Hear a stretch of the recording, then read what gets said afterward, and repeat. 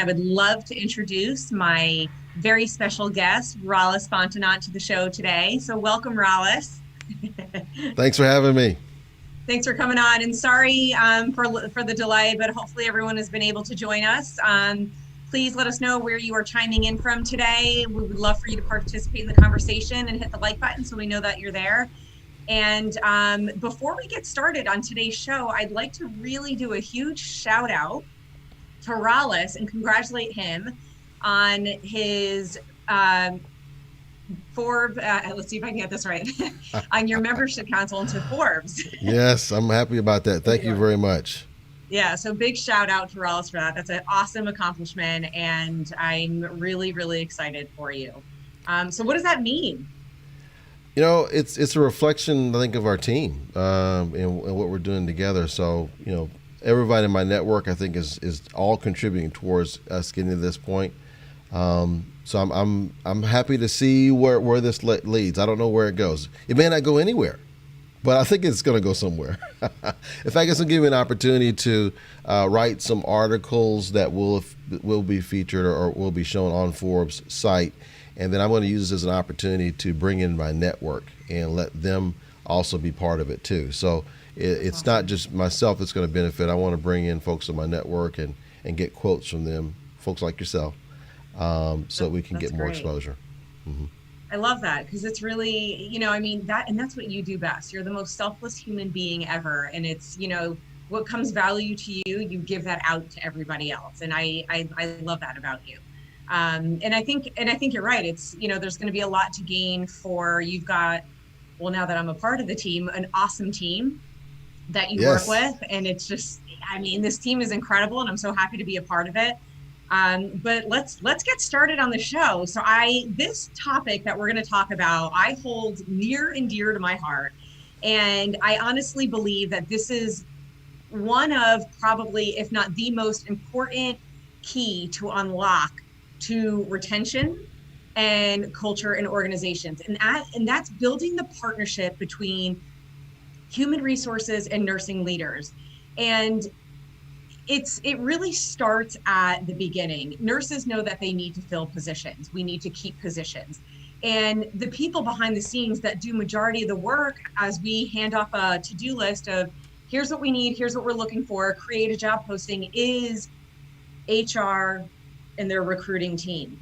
And I have found throughout my years that this is really just my personal opinion. I don't think we value HR recruitment teams as much as we should as leaders. It is often understood that, all right, here you go, let me know when they come and that's it. And now that we've gotten into such a position where it's not just about recruiting, HR encompasses so much that has to do with organizations and how they bring clients or really nurses in. But you play a big role in that too. So what are your thoughts with your background and your experience of, human resources and nursing leaders? Well, how can we be better at that? I think it's interesting that it was kind of a slip there, but I think it's a good one. You said clients. I think it would be great if nursing leaders as well as HR folks think of these candidates as clients because, if any of us were to open a business today, and the number one thing we need is clients, right? We need customers. Right. And so how will we treat those clients coming in the door? Would they be someone that's kind of they're not really that important. I'll get to that later when they walk in our business. No, we would give them our full attention. We would want to help them. If they came to our website and says, I want to learn more about your company, we would just be all over it, right? We would want to contact them as fast as possible. And so I think that if more organizations thought of candidates as clients, the candidates would obviously have a much better experience, but the actual nursing leader or the HR department or the organization would have an opportunity to get a lot better interaction from the candidates themselves and more yeses, more folks who are interested in working with them. There's a term in our business called ghosting, and that's basically where the candidate who was super interested in the position all of a sudden doesn't respond to text messages or emails. And it's a common practice But it's also done by clients too, by the hiring organizations. Also, they also ghost candidates. So it's one thing that happens, and that's when Right. that communication, that engagement breaks down. So I love what you said, even though I think you didn't mean to say it at first, but you kind of it's interesting. I'm glad you did say it. That And it's yeah, it's true. They should and look it's at him as funny. clients. I really, it's like a Freudian slip. And to your point, in a business, because healthcare is business, you want to keep your clients. Yeah, You keeping your clients is retaining your clients. And yeah, that's really what's going to keep your money going and not having it go out the window. So yeah, perhaps that was a Freudian slip on my part. it's a good one. Um, and it's fascinating because I have noticed over the years, um, nursing starting to get a little bit more involved in understanding the world of HR. And because I felt like years back as a leader, that really wasn't the case. It was, we lived in two separate worlds. I knew what I had to do. If I give them a certain amount of information, they're just going to bring it to me. And now the way that, the world is, and especially amid these times, we have to get really creative, not in just how we're bringing people in, but how are we keeping them? And I would love to hear your thoughts about this too, because this is one of the, this is actually one of the courses in my program that I'll be teaching next year. And that's about building that relationship and partnership between HR and nursing leaders, because retention does start there. Building the culture starts there. If clients, I like that, I'm going to use that now. If clients don't see a collaboration between teams right from the get-go, there's going to be a problem there. And I've had that experience where I've had nurses reach out to me saying, hey, I'm waiting for HR to get back to me. They haven't. Is there another way? I have another job, coming. And that is all because what I've done in interviews, and this is getting to the interview piece, is I give them my email number and I give them my phone. And I said, if you don't hear back from us by this date, give me a call and we'll follow up. And that's just being transparent, Yeah, that's because you good. have to, because That's good. A lot of nurses won't. A lot of nurse leaders won't do that. That's very good that you do that. um, but I feel like it's one of those things, you're trying to provide a culture and an environment for your staff to grow in, and you want the right fit Right. for the organization and the right fit for the client. And that does start at the Yeah. beginning. Now I do want to walk back something. Even though a lot of nurse leaders won't do what you just did, some of them are hesitant, and maybe if there's any watching, you can put in the comments. Some are hesitant because they may have gotten, for lack of a better a slap on the hand in the past when they were too involved in the HR Mm-hmm. or talent acquisition process, and so therefore they're like, you know what, I'm going to back out of that. I'm going to make sure I don't do too much. And so I don't know if any of you are in organizations, let us know. But I think that's something that needs to be relooked at. If there's Mm-hmm. organizations or HR departments that are saying that nurse leaders should not be involved at all with talking with candidates unless we schedule them for an interview, Mm-hmm.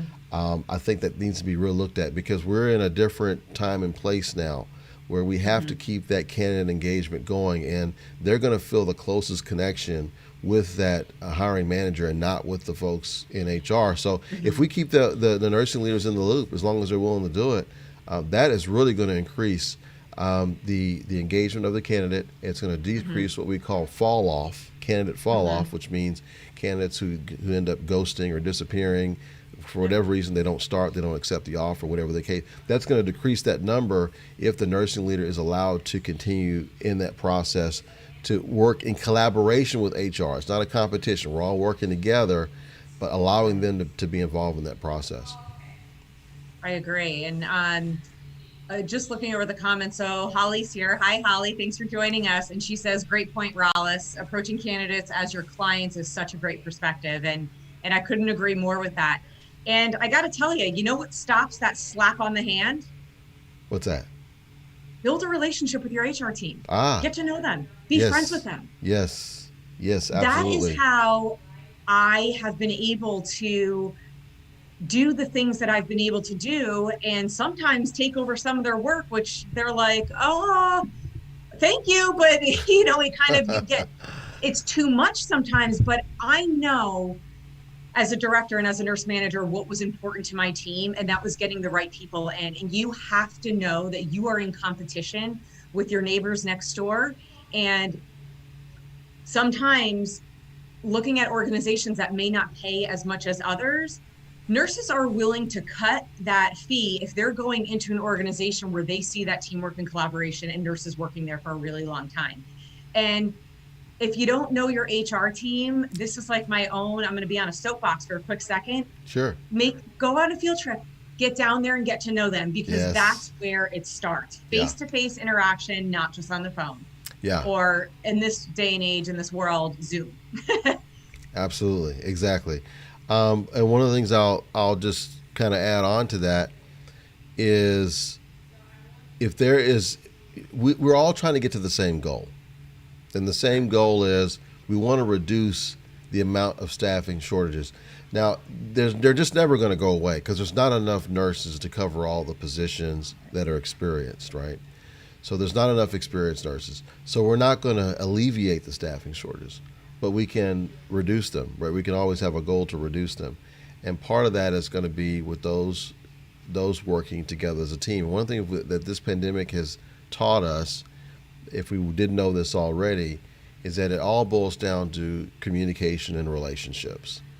And if the communication and those relationships aren't being built or deepened, it's going to make it much tougher for those staffing shortages to be addressed, because they're not, they're listening to the music, but for some reason, maybe they got different music going on or something. Maybe the timing's off or something, and it looks bad, right? If you ever, I had a little post not too long ago about salsa, about dancing and partner dancing. I remember. And recruiting is a lot like that. You have to have someone who's willing to, in some instances, take the lead, and then the other one follows, and they're working in unison together. But if both are trying to lead at the same time, or both are trying to follow, it looks really bad. I mean, it just doesn't look good at all. It only looks good if you have one that's willing to partner with the other, and vice versa. So I think that's going to be a key for these staffing shortages to be reduced. Another thing I'm noticing is that there is a hesitancy in some cases to kind of break out of our former thinking of how to utilize technology in this whole thing. And it may be on the part of the nursing leader, it may be on the part of the HR department, or it may be C-suite leadership that doesn't see the value of having these technology tools, because they're not free. So those things, I think, are going to have to also be another thing that needs to be addressed and looked at on an ongoing basis. How do we improve our technology in a way that serves the client, in this case the candidate, to where they have a great experience? Because to me, we talk a lot about employee experience, but that employee experience really starts from the moment that they hit the apply button. Actually, even before that. It actually starts when they see the first video or the first job, anything they see at first. That's where the candidate experience or client experience starts for that candidate. And so you want that to be very cohesive throughout the whole process, and you want it to flow. I like to think of it kind of like a flow of things. Everything has a flow, right? So like you have music has a tempo, and it starts off with a certain beat. Now all of a sudden, if you had a slow song and it sped up and it slowed down, it sped up and slows down.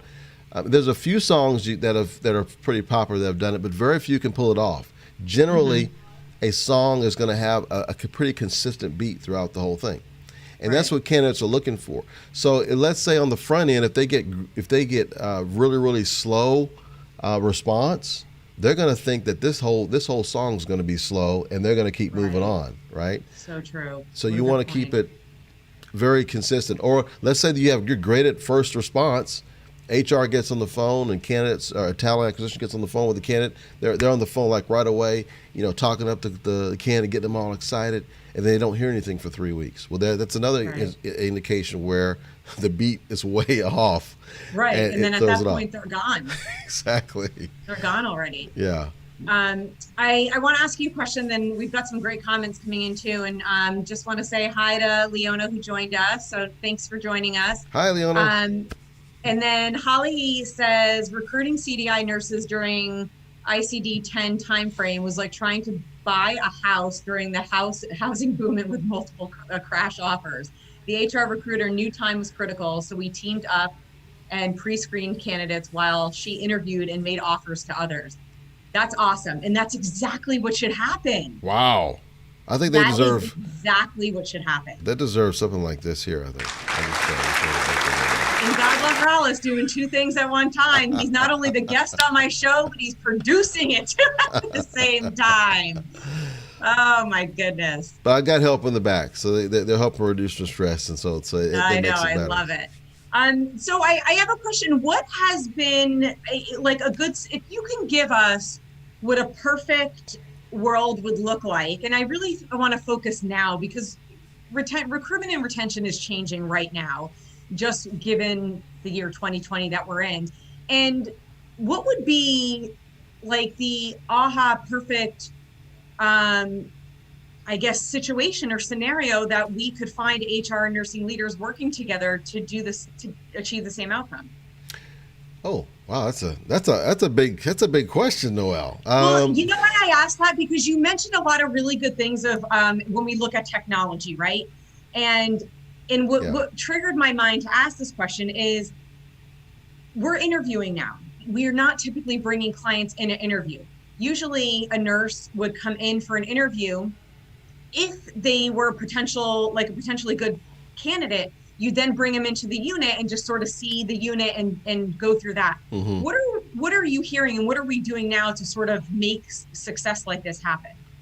So one of the things I do want to just kind of begin my answer with is there are a lot of things we're used to doing last year and the last 5 years that it's just the way we did them. We didn't really second guess it as to why we're doing certain things. We just did them, right? Yeah. And so this year, what the pandemic has done is it's caused us to relook at what we're doing and also why we're doing it. Why is that important, right? So when you look at things in terms of hiring someone that you've never actually met in person, that was foreign to people before. I mean, most people, they just don't hire people that they can't reach out and say, okay, that person's right there. Whereas that's not a foreign concept to our company, because we were talking about this yesterday on our show, but with Leah's show, is that there's people on our staff we've had for like 5 years. I've never actually met them in person. Oh, wow. Yeah. Now, patient care obviously is different. We're talking about nurses, right, and you want to have that personal interaction. So I get that there's a little bit of angst about hiring someone and not seeing them. But if we know they can do the job, they're properly licensed, they have the experience we need, we've had those conversations, we've done this kind of thing we're doing now where we're talking, you can see my facial expression, you can see if I'm uninterested or if I'm looking around. I mean, there's lots of things you can get that are very close to what you would get in person. Going through all of that, is there a way to hire someone without them physically being there? I would answer to say that's a yes, even with nurses. Would you agree with that? I would absolutely agree with that. Okay. So the thought process of having to bring someone in before we hire, I think that's pretty much kind of that's a foregone conclusion that it can be done. Yeah. So if it can be done with something as personal as nurses, it should be done on virtually most any position. You should be able to hire someone without them physically being in the room with today's technology. So, okay, so with that being said, I would say the perfect process is going back to my beat analogy, let's not let more than about 2 or 3 days pass without moving that nurse through the next step in the process. Now, if you want to be next level, top of your game, then one business day and you're knocking it out of the park. If you can get an application for a nurse, get them a phone screen going, get some quick background checks going, and get them an interview within a day or so, and then able to get an offer out in another day or so.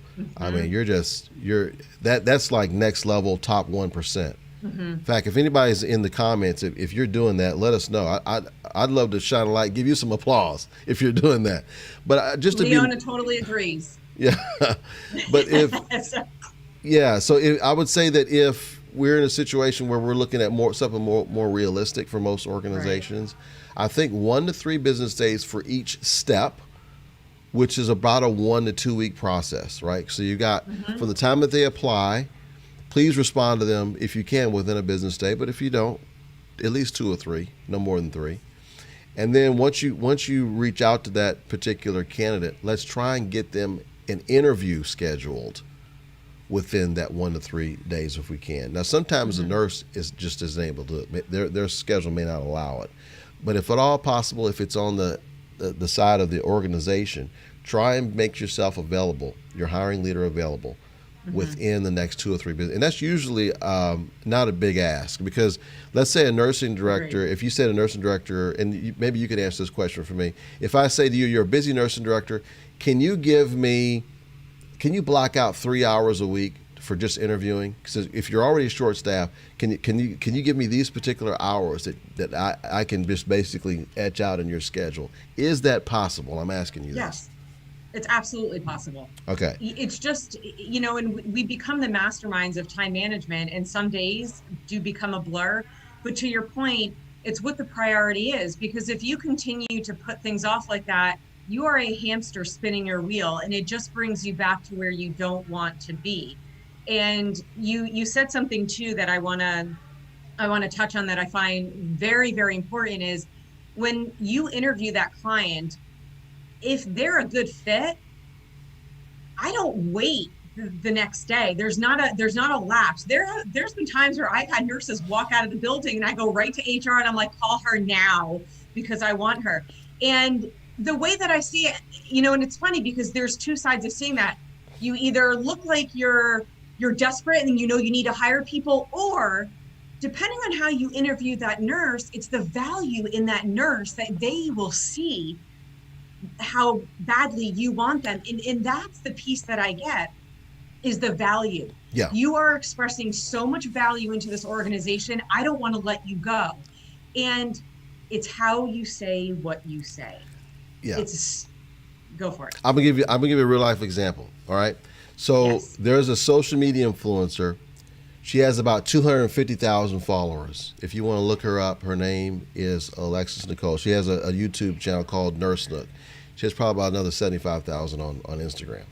Anyway, one of her videos on her channel, she talked about how she got her job that she left not too long ago, but how she got the job. She said that she applied for this position. They called her the next day, did the interview. She had an offer by the following day. Did she think that was desperation? No, she took the job. She thought it was Right. awesome. And I'll tell you, most of these nurses don't look at it as desperation. They look at it as these guys really want me. They care about me. And you Right. know what? A lot of them. I've seen videos. They'll say they were praying about this whole thing, and so they're looking at any signs whatsoever. So here Yep. here you got this nurse, this organization. They're short staffed. They need people, and they apply, and they hear crickets. They're thinking, yeah, it's my sign. They're not really interested in me. Hmm. Versus conversely, like what you're saying, they call that same day and they get the interview and they're like, we want to make you guys an offer. What are they going to be telling their friends? Oh, I applied for this job and they called me too quickly, so I think they're desperate. I'm not going to go. No, they're going to be No. like, man, these guys really are interested in me. They love me. They actually called me the same day to give me an offer. I'm so excited. This is what I've been praying about. Or this is what I've been thinking about. This is exactly what I want. Those are the So type of true. emotions you are giving them, not signals of desperation. And if any nurses are Right. watching this, if I'm wrong, please call me out or let me know. But that's just when I've talked with nurses, that's the kind of the reactions, responses that I get when that type Yeah. of situation that you mentioned happens. But I don't think you're wrong because, being a nursing leader, I've had that same interaction. But this is why I go back to building that partnership between HR and nursing leadership, because you guys have a different mindset than nursing leaders have. And our mindset isn't necessarily programmed, it actually isn't programmed the same way. So our thoughts go right to that. We don't want to look desperate. No, no, no. I need people, but don't bring them on too soon. I've seen that. I was that person at one point, and I'm Yeah. like, we have to think of a different strategy. There's different ways to this, and that's how I've brought value into getting these nurses in, because I'm like, don't leave. Hold on a second, sign the paper here. And they do. They hold such tremendous value. And I look back at when I was a new grad and I worked for the organization that I worked at, I was crossing my fingers. The only place I ever wanted to work was Cedars-Sinai Medical Center. That's it. And I'm going to throw them out there, and I'm going to kudos them right now. And when I found out after doing my clinical rotation as a nursing student there, and they wanted to hire me on, I was like a kid at Christmas time. And I will never forget the value that they had on to me as a new nurse, a new student. And I still thrive off of that. There's so much of who I am now today because of that organization. Yeah. Yeah. Such a great point. So think about this. This is one of the things I used to not like about online shopping, and they fixed it. So I would order something, and I have to sit and wait for it for several days or a week, and it was just killing me. I just want to get it because as soon as I made the decision to buy it, I want it now, right? I don't want to wait. So what did they start coming up with? They started coming up with overnight shipping, or 2-day shipping. I don't have to wait that long. And then they started coming up recently with the 2-hour shipping with some items. So there's certain items I can get within a couple of hours. So true. So I'm using that analogy here. Think about it. These folks are applying for a job that for them is life-changing to a point. Even if they're moving from one garage to the next, it's going to affect some things in their personal life, including maybe their health care coverage. I mean, it could affect some things. And even more so if they're having to move to go somewhere else. So think of my package analogy. Why make them wait another 2, 3, 4, 5, 6 days? If you know you want to hire them, go ahead and let them know so they can get that package right away. They're going to be so excited. And I think if the interview went well, if there was good energy between the hiring leader and the nurse, all the more so. I think where possibly it could look desperate is let's say they just did not get along. Let's just say it just was not a good interview. It was terrible, but they still got a call. Maybe that might look desperate, maybe because they're like, they didn't even connect with me, and they're like still offering me the job. I don't know. I told them I'm not even interested in that department. I work in another department. They're still offering me the job. That might look possibly desperate. Maybe someone can comment on that. But I think in most cases, I would say probably 80-20, kind of 80% of the cases, it's going to look like, man, these guys really want me. So tell me again, how did you feel when you got that call back? What was your feeling? What did you think about that? You got that call back from Cedars-Sinai, and they called you pretty quickly. How did you feel?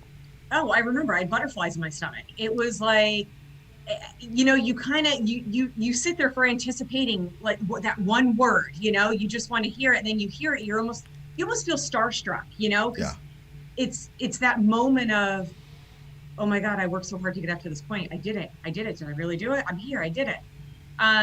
But you just said some really, really amazing things. So can you do me a favor? What's that? Can you give yourself a round of applause right now since I don't have that button to hit? I'm trying to hit that button. Okay, I'm gonna do a different one since you already saw the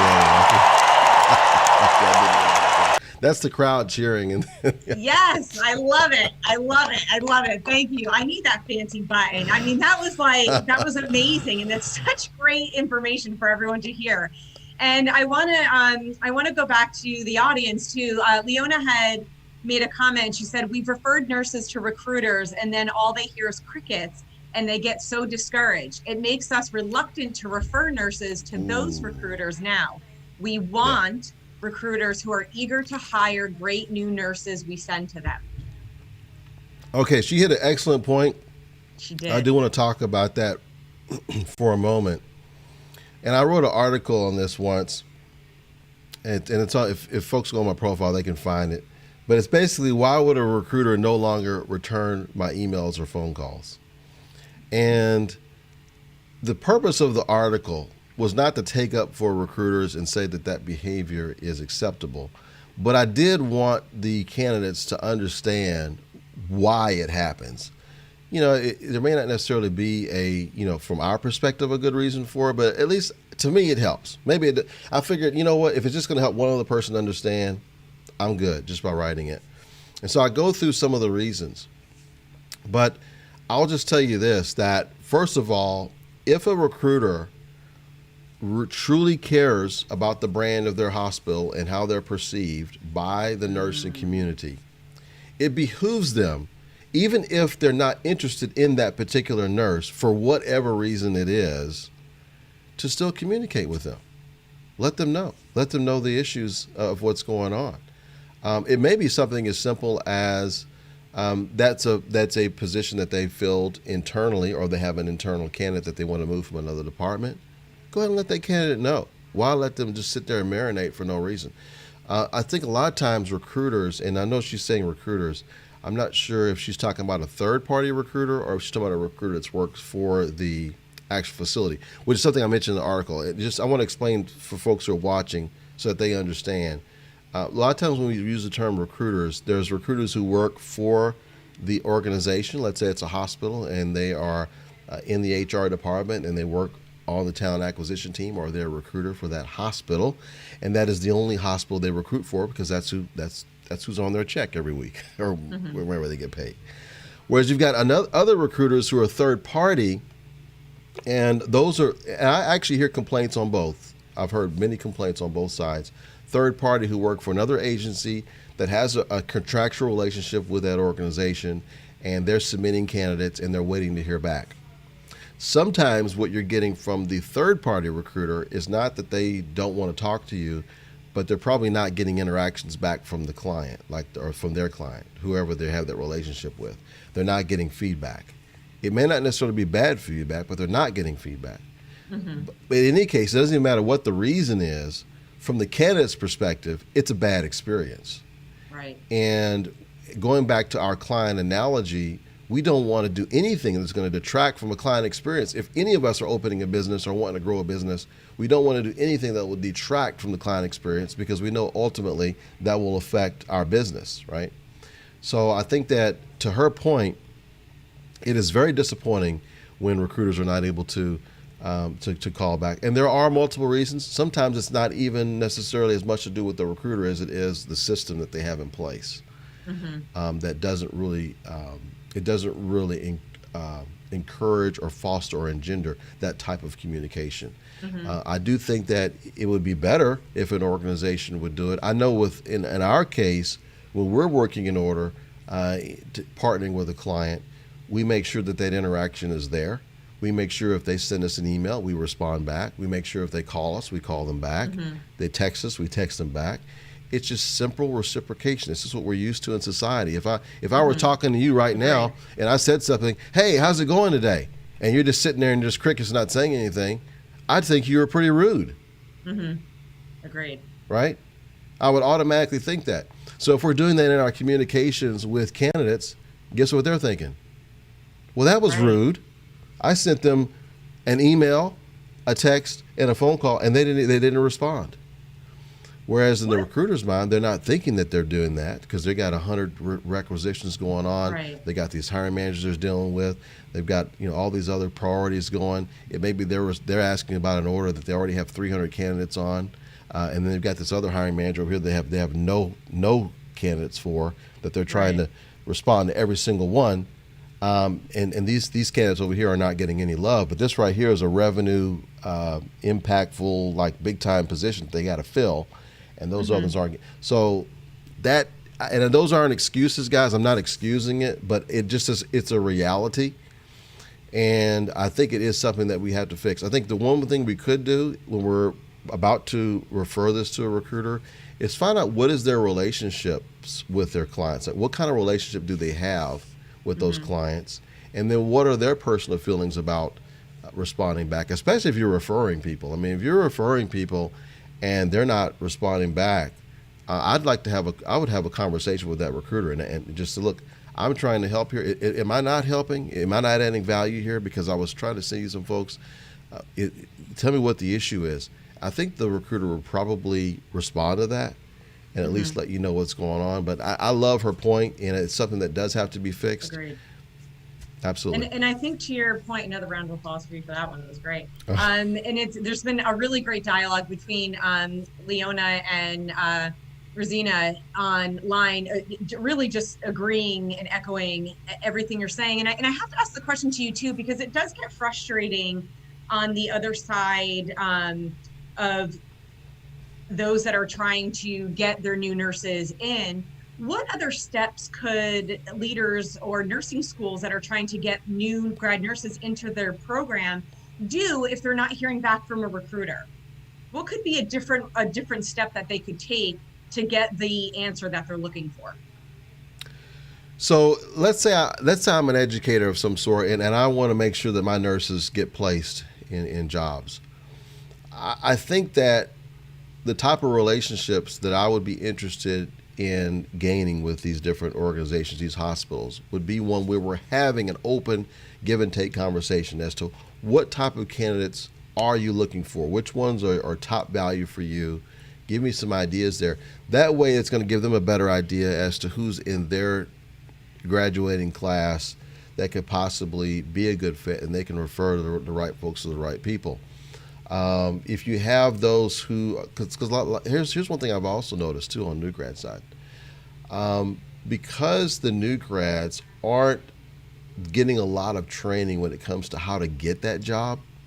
They get trained on how to be a great nurse, but they're not getting a lot of training on how to get those jobs and how to present themselves, how, communication and all that sort of thing. I'm also seeing some breakdown on the new grad nurse side versus experienced nurses.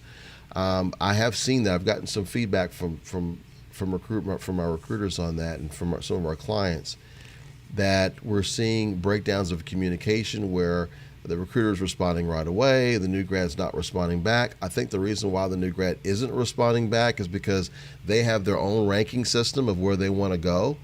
And if it's not their top job, they're probably not looking to respond very quickly to the bottom ones.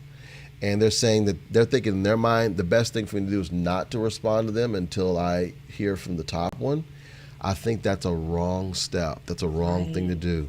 They should, just using my same analogy I used earlier, if I'm speaking to you and you don't speak back, you think I'm rude, right? So what does the client think about this new grad nurse who just applied and they're not responding at all? What's wrong with this new grad? And then another new grad applies, they do the same thing. It's like, what's going on with these new grads? Now all of a sudden, all new grads are being brushed with this thing of they don't respond. And I think that's something that should also be taught in schools. Like there should be, and I don't know if there is or not. I would love if anyone in the audience can respond to this, of that piece of, applying an interview etiquette too, because they don't know what they don't know, and they can't fix what they don't know, right? Yeah. Leona also just brought up a point that her experience has been with third-party recruiters. And the one red flag, Leona, that goes up for me when you say that is, and this is from my experience working in hospital, we pay a lot of money for these third-party recruiters to come in and help us. And if you know that they aren't in-house HR team, I would make that phone call if you're able to the organization to let them know that, because organizations pay a ton of money to have these people do their job to fill these positions. And not only are you paying them to fill them, they also get a certain portion of that too. And if they're not doing their bargain, then they're actually not committed into the organization, and it's a fail on either end.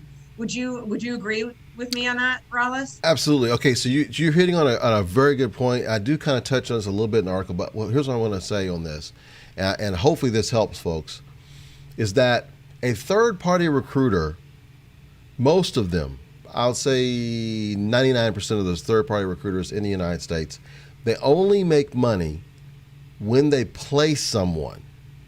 So if the client asks for a candidate with 2 years of experience in, let's say, ICU, and then you send them a new grad nurse,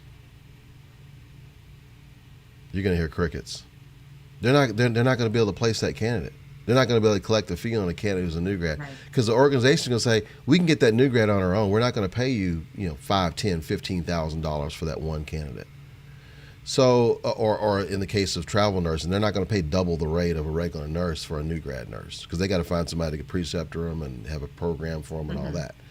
So that's a great point. What you're mentioning, Noelle, is that third-party recruiters. If you're sending third-party recruiters a candidate, it needs to be a candidate that is someone that what we would call very placeable, someone where a lot of organizations will want to hire that particular candidate.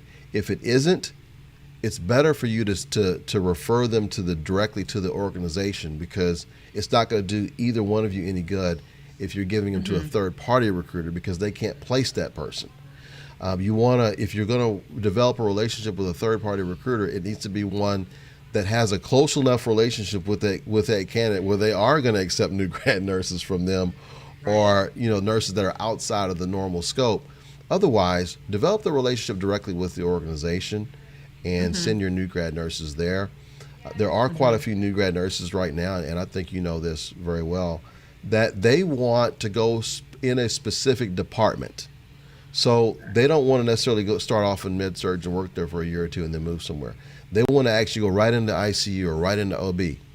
One thing that you could do if you're an educator, let's say if you have someone who wants to be an OB nurse and you've developed a relationship with third party or organizations themselves and say, look, I've got an OB nurse that I'd like to send you away. She's done well in our clinicals. She wants to be an OB nurse. Yes, she's a new grad, but she spent lots of time in training and in her trials, doing clinical rotations, doing this OB work. So I'm going to pass this on to you. That's probably more of a better play than just saying any new grad nurses we have, we're going to send them over to this recruiter. And I would say if you are going to send a recruiter, I would avoid in most cases sending them to a third-party recruiter unless that third-party recruiter says, look, I can place new grads. Send me all the new grads you got. Yeah, by all means, send them to that third-party recruiter. But I would say a lot of third-party recruiters are really looking at experienced nurses that have certain experience, and if they don't fall within that, they can't really place them and make any money. They can't make any money. They're not going to want to spend a lot of time with those candidates that they can't make money on. Right. That's just the economics of it. And that's where, sorry to interrupt you, but that's where the nursing leader has to be the conduit in between this. So I have worked with third-party recruiters because our HR team in my past life, the workload was changing and they were trying to reduce the time of getting clients in. So I took it upon myself to say, who's our contact within this company? Great. Set up a meeting with this person. I had these people come into the hospital, into my office. I sat down with them and discussed the conversation that they had with HR together, because a lot of times there's a missing link. Yeah. And it's the nursing piece of it that's missing. And when you, and Benjamin, the comment went by too fast, but he brought up a great point. It's specific to the role of nursing, but it's the human to human interaction and experience. And I could not agree with you more in that just put a face to the conversation and the name, and that already brings tremendous value to the equation. Because I nearly lost several candidates because the third party recruiter had no idea what to really look for. If you're going by a piece of paper that somebody gives you, there's a lot of intricacies that go into that position that they're not going to know about if you as the nursing leader don't actually have that conversation with them on. So thank you, Benjamin, for that, because it doesn't matter about who you are, what role it is. It's that human to human interaction. Absolutely. It boils down to relationships. It boils down to communication. What company just got sold for almost $28 billion? It was a communication app, Slack. So, I mean, today it's about communication and relationships. The more we can speed that communication up with those parties that we need to speed it up with, the better we're going to be in terms of filling up some of these shortages. Agreed. And I think people really need to realize with themselves, and it's a hard thing to do because we are our worst critics, is be humble. Yeah. It is okay if you're overwhelmed to tell a client and say, give them the timeline of process. Because when you push that off and you ignore from either direction, whether it's the new grad to the nursing leader to HR, there's one person in that triangular effect that knows what to say. And that one person has to say, okay, there's a process here. Here's my expectations of how we're going to get back to you. Please let us know and call the new grads out. It's okay. And say, hey, I know you've got about 5 or 6 different hospitals that you're looking at. And I know sometimes you're set on this, but if we do call you back, let's get that interview going. Let's get that process. If we lay it out on the table Yes. as is and really speak to that silence that's there, that opens up sort of a relief for all three. Yeah, absolutely. You know, right? I love the what you said, because this is one of the things I used to do in my recruitment practice is I would like to acknowledge the elephant in the room. Let's don't pretend that we're your number one if we're not your number one.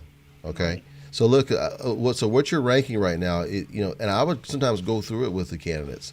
It's okay that we're not your number one. There may be certain other reasons why we're not your number one. Maybe that is a better location for you. Maybe they're willing to take you to go straight into OB, whereas we're going to have you go through med surg, or whatever the case is. There may be there is a ranking system. Make no mistake, that person has a ranking system, whether they call it one or not. They may only have one Absolutely. place, or in most cases, most nurses are looking at more than one place. 2, 3. I've heard as many as 9 places at one time they're looking at. Mm-hmm. So they're looking at different options, and they have them rank which one they want the most. And it's if you're number 5 or 6 or 7, it's okay. At least know where you are and why, because you may be able to overcome it and get over to a 1. It's possible.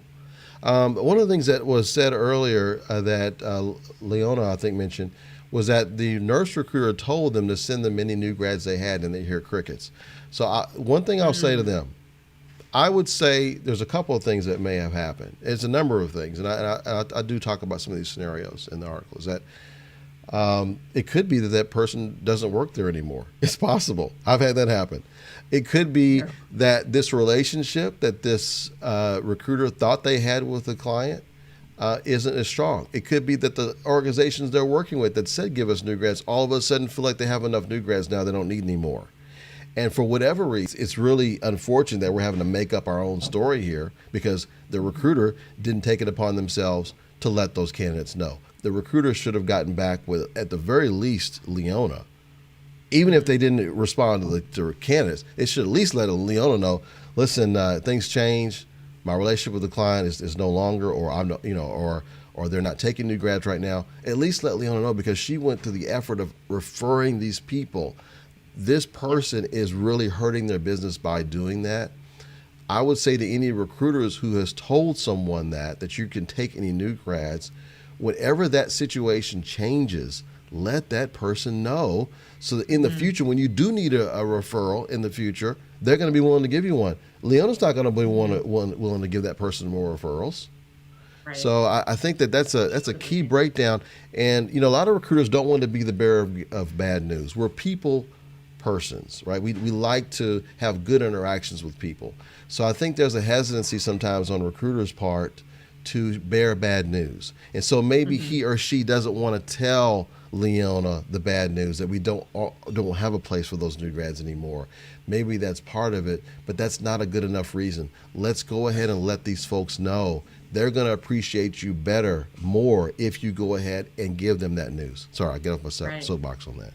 And I would say, no, I mean, you're spot on with everything you're saying. And I would also say to Leona too, if this is a trend with a certain organization, it goes back to me saying they ought to know, because they don't know that this may be happening if that one person doesn't have their finger on the pulse to get the people in that they need to be in from a third party recruiter. So, if it's different recruiters or different people doing it, then I absolutely agree with Rollis. Like, you have to let them know. If it's with that specific organization, each time you keep hitting a challenge, find a way to get a hold of someone within that organization to let them know, because they don't realize they're wasting dollars. Yeah. Okay. So I'm sorry, I just see the comment come across. I know, me too. I was just looking over now. He said it's the CEO. Oh my gosh. Oh, okay. I can give you a possible scenario for this. Wow, are you serious? Okay. my God. the possible scenario of this is that maybe the CEO is somewhat disconnected as to what's going on the actual job recs. The CEO is probably not on the phone with the hiring managers and talking with them and doesn't know maybe what's really going on. So it's unfortunate that the CEO would say that and then not deliver. But I'm thinking that that's probably what happened is that, like I'm not on the phone every day with, our clients. It's my staff is. So I may have an overarching view of what I think things look like or what I thought things looked like from the last time I talked to them, which may have been a month ago, right? Whereas my staff's talking to them like every other day. So yeah, maybe they did take new grads a month ago, but they're not taking them right now for whatever reason. Because right now with the pandemic, it's hard for even folks to get enough staff to do the preceptor work, and things like that. Right. Where they're trying to, because they're getting moved around from one department to the other to cover these different units. That they're having to reconfigure parts of their hospital to get it to the right pressure. I mean, this stuff. Trying to move things around. Things are in disarray. I know one of the concerns I've heard from one of the hospitals is, we're having trouble bringing folks in or doing videos right now because things are in a disarray. They're moved around. They're not in the same places. So it's just not a good time right now. So it could be a number of different reasons. Mm-hmm. But the fact is, I think the CEO is probably a little bit disconnected of what's going on a ground level. I don't know how big this company is. But that person, that CEO, should give them an update. Go find out from your staff what's going on, and let's get back with Leona and let her know what the deal is. and Leona, yes, you're absolutely serious. And I laugh because I'm almost, as a woman of many words, I'm kind of speechless right now, because if you are literally going right to the horse's mouth to have that conversation, it is going to be very difficult to figure out why they're not getting back to you. I just being like working in that arena with a lot of executives, it's the best way of communication with them too is you're not going to get them by phone, but shooting them an email and calling them out on it in a very, very professional and diplomatic way. It's very helpful for when they hear and they see a headline, it will cause them to pause and say, oh, wait, I'm over here going crazy and I know how important this is, but I'm dealing with this. The minute they catch that moment, they will call you back. Yeah. They'll call you back because they're starting to, if they're true, and I think Rosina said it, and you're authentic in who you are, you will take that pause, be true to yourself, to the organization, because now you lose a ton of credibility when you're that high up and you don't get that phone call back. Yeah. So two things I will add to this. One is, if any of you would like it, I will send you our latest research on facilities that are hiring new grad nurses. And we researched the ones that actually even pay sign-on bonuses.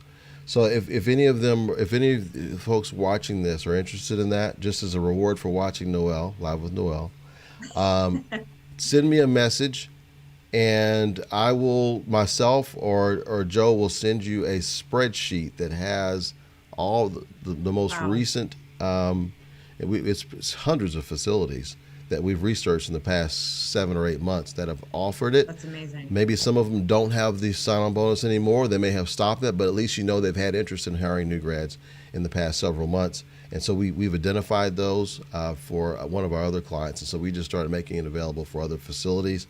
So send me that. And then the other thing, send me a direct message if you want that. The other thing was about new grads. Generous, Rollis. Thank you. What was that? There was something else I was going to mention about new grads. I've forgotten what it is.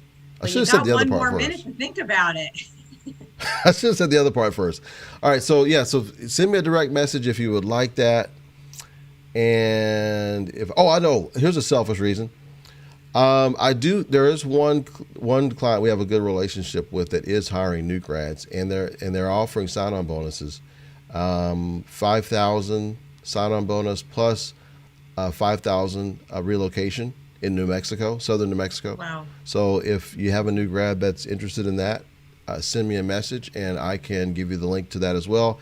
If you want to look it up directly, if you go to gcrmcnursejobs.org, and if you apply for a job as a new grad nurse, a recruiter will reach out to you within 1 to 2 business days. That's awesome. Yeah, that was really generous for you. Thank you. And that's again just speaks to who you are and willing to help others out. And new grads are the future of nursing. So we have to hold value on every aspect and every role, whether it be HR, nursing, and even the new grad themselves, and just really bring value and understand that they are the future of nursing. So I really want to thank the audience for participating. You guys have been awesome throughout this process. You brought up some really incredible feedback and Love it. questions and things for us to think about as well. And I just want to, and this really leads into next week. Next week I have a private event coming to discuss the launching of my program. It's a new grad retention program, and it's designed for leaders. And this topic that we did discuss today is one of the course weeks that we will be doing a deep dive into as well. And we'll go through a little bit more about that also next week on Live with Noelle at noon. But if you're interested in attending the private event, just DM me or Rollis and let us know, and we'll get you into the event. It is next Wednesday on December 9th at 3 p.m. And I would love to have you be a part of it to see what this program's all about. So thank you, everyone. Before we go, Rosina did say, mention about hiring critical care educators as well. She is in the market. So I would say reach out to Rollis.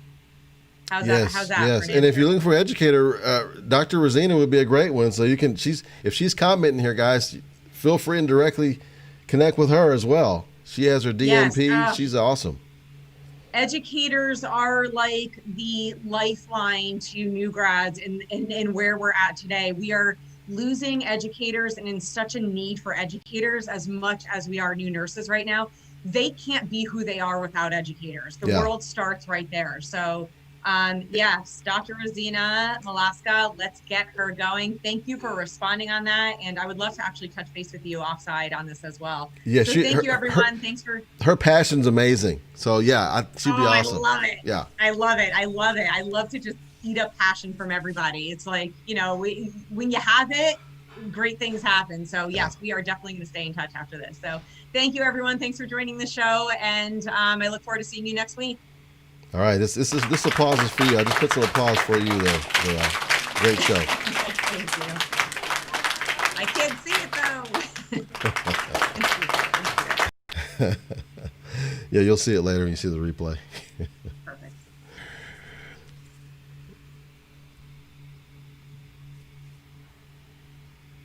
So Joe's gonna let us know. We can do a couple of poses.